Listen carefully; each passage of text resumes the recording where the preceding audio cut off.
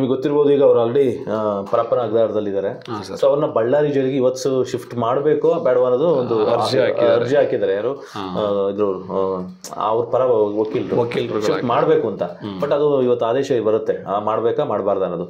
So ಇದ್ರ ಬಗ್ಗೆ ಏನ್ ಹೇಳ್ತಾರೆ? ಅವಶ್ಯಕತೆ ಇತ್ತು? ಒಂದು ಅವಶ್ಯಕತೆ ಇರ್ಲಿಲ್ಲ ಅಂತ ಅನ್ಸುತ್ತೆ. ಇನ್ನೊಂದು, ಅವರು ಇವಾಗ ಹೆಂಗೆ ಇದ್ರು ಇವಾಗ ವನವಾಸ ಟೈಮಲ್ಲಿ ಇದ್ದಾರೆ, ಅದು ಎಲ್ಲಿದ್ರು ವನವಾಸನೇ. ಬಟ್ ಅವರು ಬೇರೆ ಕಡೆ ಹೋಗೋದ್ರಿಂದ ಏನಾಗುತ್ತೆ ಅಂತಂದ್ರೆ ನಮ್ಮ ಅತ್ತಿಗೆಗೆ ತೊಂದರೆ ಆಗುತ್ತೆ. ಬಿಕಾಸ್ ಅವರು ನೋಡಕ್ಕೆ ಹೋಗೋದಿರ್ಬೋದು, ತುಂಬ ಟ್ರಾವೆಲಿಂಗ್ ಮಾಡಬೇಕಾಗುತ್ತೆ.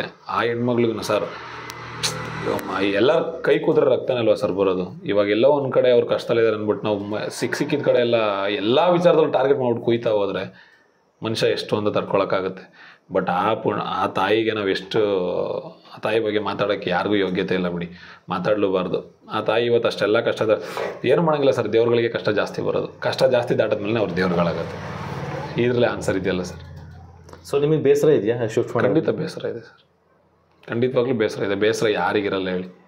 ಇದ್ರೆ ನೆಮ್ಮದಿಯಾಗಿರ್ಬೇಕನ್ನೋ ಸಾಂಗ್ ಕೊಟ್ಟರು, ಅಷ್ಟು ಸೂಪರ್ ಆಗಿ ಸಾಂಗ್ ಹೋಯ್ತು. ಬಟ್ ಆ ಸಾಂಗ್ನ ಗೆಲ್ಸಿದ್ದೀವಿ, ಒಳಗಡೆ ನೆಮ್ಮದಿ ಇಲ್ಲ. ಬಟ್ ನೀವು ಸಾಂಗ್ನ ಗೆಲ್ಸಿದ್ರೆ ಆದ್ರೆ ನಿಮಗೆ ನೆಮ್ಮದಿ ಇಲ್ಲ ಸರ್. ಹೆಂಗ್ ನೆಮ್ಮದಿಯಾಗಿರೋಕ್ಕಾಗುತ್ತೆ ಸರ್? ಜೈಲಲ್ಲಿ ಲಾಸ್ಟ್ ಜೈಲಲ್ಲಿ ಇದ್ದಾಗ ಏನೋ ಸ್ವಲ್ಪ ಪ್ರಾಬ್ಲಮ್ ಬಂತು, ಫೋಟೋ ಬಂತು, ಆ ಥರ ಏನೋ ಇತ್ತು.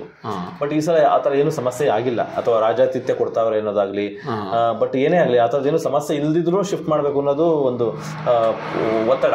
ಸೊ ಇದಕ್ಕೆ ಎಲ್ಲೊಂದ್ ಕಡೆ ಷಡ್ಯಂತ್ರ ಏನೋ ಇದೆಯಾ ಅಂತ ಅನ್ಸುತ್ತೆ. ಅಂದ್ರೆ ಷಡ್ಯಂತ್ರ ಅನ್ನೋದಕ್ಕಿಂತ ಸರ್ ಮೇನ್ ಇವ್ ನಾನು ಹೇಳಿದ್ನಲ್ಲ ಸರ್, ಇಲ್ಲಿ only Darshan sir target. Darshan sir ಒಬ್ರು ಟಾರ್ಗೆಟ್ ಆಗಿಲ್ಲ, ಎಂಟೈರ್ ಬಳಗನೆ ಟಾರ್ಗೆಟ್ ಆಗಿದೆ.